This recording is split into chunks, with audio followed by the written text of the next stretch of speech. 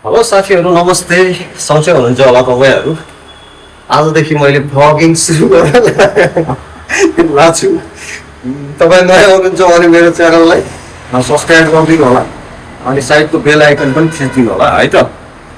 अब आज म मौसमबाट सुरु गर्नेवाला छैन। भ्लगिङ भनेको म यस्तो थियो, अब मैले भ्लगिङ गरौँ नगरौँ म कन्फ्युज भएको थिएँ क्या साथीहरू होइन। अनि जस्तै भ्लगिङ भनेको चाहिँ के हो मेरो विचारमा, मेरो बुझाइमा है, भ्लगिङ भनेको चाहिँ एउटा रियल कुनै स्टोरी नबनाएर एउटा रियल फुटेजहरू हल्का काटसाट गरेर ट्याक्क त्यस्तो देखाउने हो क्या होइन। रियल लाइफ स्टाइल देखाउने हो नि त भ्लगमा। मेरो रियल लाइफ स्टाइल चाहिँ आजदेखि कस्तो तरिकाले सुरु भएर आजसम्म चाहिँ मेरो के भइरहेको थियो भनेको साथीहरू, मैले तपाईँहरूलाई देखाइरहेको थिएँ योभन्दा अगाडिको भिडियोहरूमा होइन। अर्को च्यानलमा अपलोड छ होइन। मैले काम गर्ने ठाउँ अनि रुम अनि जाने ड्युटी जाने आउने खासै त्यस्तो टाइम पनि मिलिरहेको थिएन। अनि मैले सोचिरहेको थिएँ कि अब कुनै बेला म ट्राभलिङ गरेँ कतै गएँ भने नयाँ ठाउँहरूमा त्यस्तो चाहिँ डकुमेन्ट्री टाइपले त्यसरी भिडियोहरू बनाएर त्यसरी हाल्छु, अपलोड गर्छु म युट्युबमा सोचिरहेको थिएँ। तर सोच्दा कस्तो भनेपछि अब जस्तै मान्छेको देखावटी जिन्दगी र होइन त्यो देखावटी लाइफ स्टाइल र रियल लाइफ स्टाइल फरक हुन्छ। हर कसैको, तपाईँहरू पनि मेरो पनि अरू कसैको पनि होइन, त्यसको चाहिँ फरक त अलिकति भए पनि फरक चाहिँ हुन्छ होइन।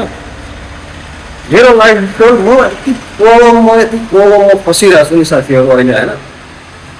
पुरै छोडिदिनु कि अब हेर्दा देख्दा कहिले कसो टिकटक रमाएर हाँसेर बनाउँदैन त्यो म सबै कुराहरू सुखी नै हुन्छ, खुसी नै हुन्छ, राम्रै हुन्छ भन्ने छैन है। म तपाईँलाई अब कसरी देखाऊँ भनेपछि हेर्नु है।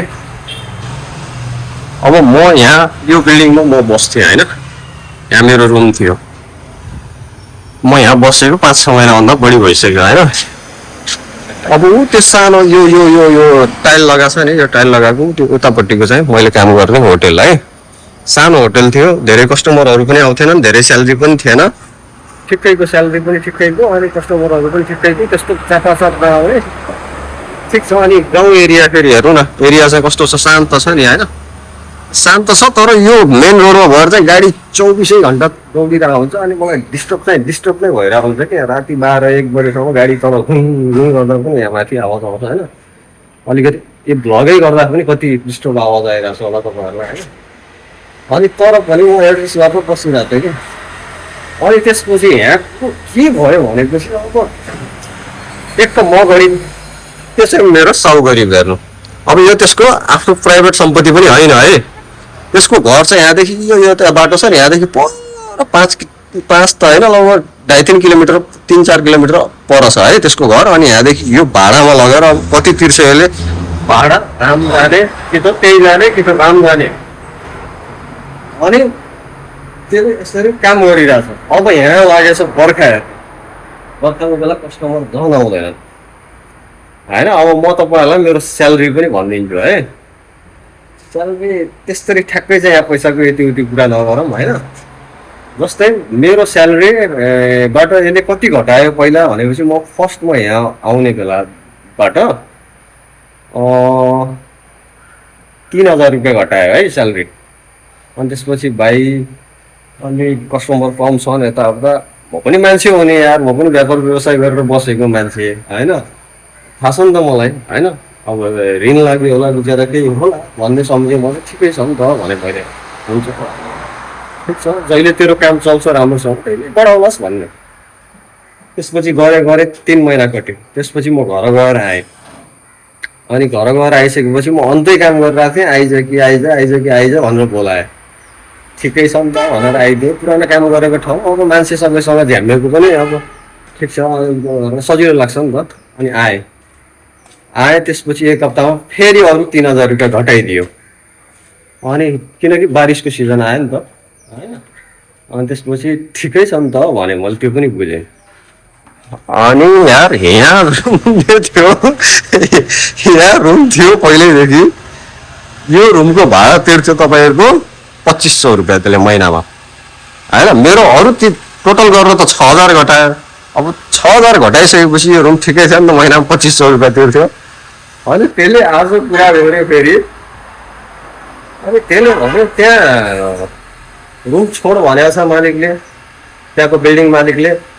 अनि भाइ रुम अन्त खोज्नु पर्ने भयो भने ठिक छ खोज भने मैले, जहाँ भए पनि बस्दै त हाम्रो काम छ यहाँ, गाउँघर पुरा यहाँ जिन्दगी काट्ने हो र यहाँ होइन, काम गर्न आएको अब ठिकै बस्न लागेको रुम भन्नु भइहाल्यो नि त, रुम खोज जता भए पनि बस्नै त हो नि भने मैले। त्यसले खोज्यो रुम, हेर्नु है यहाँ देख्नु आयो, यहाँ रुम खोजेछ त्यसले। अब यहाँ 2500 को रुम छोडेर यो यहाँ यहाँ यो पुरै कोठा फेरिको यहाँदेखि यहाँ छिर्ने यो अलगै रुम हो। अनि यो चाहिँ पुरै काठ दाउरा भाँडा यहाँ पुरानो सामानहरू के हो सब फालेछ है त्यहाँ। अनि यहाँ पुरै सामान फालिसकेपछि न यहाँ टोइलेट छ, न यहाँ बाथरुम छ, केही पनि छैन। अब यहाँदेखि म टोइलेट बाथरुम जानु पर्यो भने सर त्यहीँ फेरि होटलमा, अब राति 12-1 बजे म यहाँदेखि त्यहाँ जानुपर्ने, 12-1 बजे टोइलेट बाथरुम जानु पर्यो भने। अनि यहाँदेखि कपडा कहाँ धुने त, त्यसो भए ल ठिक छ टोइलेट त म एडजस्ट गरौँला, जाउँला टोइलेट बाथरुम हिसाब साइडमा हाल्दिउँला भन्ने सोचेँ होइन। कपडा सपडा कहाँ धुने भनेको, अब त्यहाँको होटलको टोइलेटबाट कपडा धुने ठाउँ भएन नि त, सानो एउटा बाथरुम हुन्छ होइन, हुँदैन। अनि कपडा धुने ठाउँ देखायो हेर्नु। अब यहाँदेखि यताबाट खै कताबाट जाने हो, यहाँदेखि वहाँ पर एउटा खोला छ त्यहाँभित्र है, सानो एउटा कुला खोला जस्तो छ है, त्यहाँ गएर धुने भनेर भने। मेरो दिमाग सट्कियो कसम, म फेरि जतिखेर पनि हाँसेर कुरा गर्ने मान्छे हो पहिलो कुरा। मैले भने तेरो होटल पनि चाहिएन, तेरो यो रुम पनि चाहिएन, त्यो तेरो बिल्डिङ पनि चाहिएन, म चाहिँ केही पनि चाहिएन, मेरो स्यालेरी म जान्छु भन्नु पनि गयो। अनि बुझ्यो गएको छ अहिले त्यति भने, म एक शब्द त्यो पनि बोलेर त्यहाँदेखि म पनि बोलेर। अब त्यो बुझ्यो गएको छ रुम खोजेर कता भन्यो साथीहरू, अब म तपाईँहरूलाई देखाउँछु रुम खोज्न कता गयो भनेपछि। अब यहाँ फेरि राम्रो राम्रो केटीहरू छन्, केटी देख्न बित्तिकै मन भड्किन्छ फेरि केटा मान्छेको है। अनि यहाँदेखि खोज्न गएको, यहाँदेखि यो बाटो हुँदै यहाँदेखि उतातिर गएको छ, त्यहाँ एउटा भित्र चोक छ, त्यहाँनिर एउटा हस्पिटल पनि छ है। त्यो एरियामा चाहिँ ठिकै होला जस्तो छ, त्यहाँ पाइयो भने चाहिँ, यदि पाइएको खण्डमा त है, किनकि त्यहाँनिर हस्पिटल पनि छ नि त। अब त्यो बुढो गएको छ यहाँदेखि, त्यो बुढोले खोजेर आउँछ नखोजेर आउँछ थाहा छैन होइन, पाउँछ पाउँदैन थाहा छैन, त्यसले के गर्ने हो त्यो चाहिँ मलाई थाहा छैन, तर खोज्नलाई गएको छ। अनि अब हेरौँ के हुन्छ, अब यो अलिकति राम्रै गर्नु आएको छ है यो चाहिँ, ल हेर्दै गर्नु। ल साथीहरू, मेरो पुरै यहाँ झोली झ्याम्टा पुरै प्याक भइसकेको छ होइन। अनि अर्को चाहिँ अघि तनाव हुँदै कि म लास्ट होइन, मैले खासै 500 रुपियाँ गोजीमा हालेको थिएँ, कहाँ हरायो यार, खोज्दा पागल भइहाल्यो यार। 500 त अब यो पनि 500 भइदियो केही लाग्थेन होला, अब 500 को 800 हुन्छ नेपाली होइन। कहाँ फाले गएको यार, यहीँ गोजीमा राखेको थिएँ, मोबाइल झिक्दाखेरि फस्यो होला। म पागल भइहाल्यो कि त्यो रुम देख्ने बित्तिकै यार, त्यसले त्यो देखाउनु बित्तिकै हरायो 500 रुपियाँ। ल साथीहरू, मैले चाहिँ यहाँ छोला यहाँ फालेछु, कोठा देखिहाल्नु तपाईँहरूले यस्तो छ। तर यहाँ कोठा जस्तो भयो भने मलाई राम्रो लागेको कुरा चाहिँ के भनेपछि टोइलेट पनि त्यहाँ छ, यहाँनिर छ होइन। यस्तो सजिलो चाहिँ हुनु पऱ्यो क्या, त्यही भएर मैले गर्दैछु, म कति साफ हुन्छ हेरौँ है त। दुःख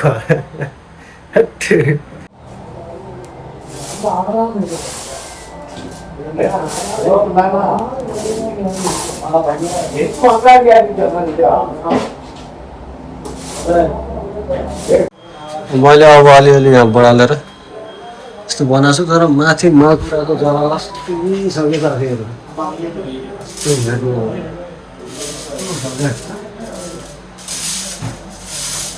छोडिदिएर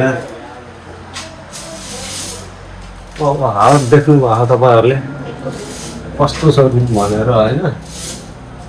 अब यो पक्का पनि त्यो बुढोले सस्तै खोजेको, महँगो त्यहाँ भाडा तिर्न सक्ने भए त त्यसले त्यहीँ बसाल्थ्यो। सस्तो 6,000 रुपियाँ तलब कममा काम गर्दा पनि यस्तो कोठा दिन्छ यार। अब यहाँ मेरो बसाइ त धेरै हुँदैन, मैले बुझेको छ।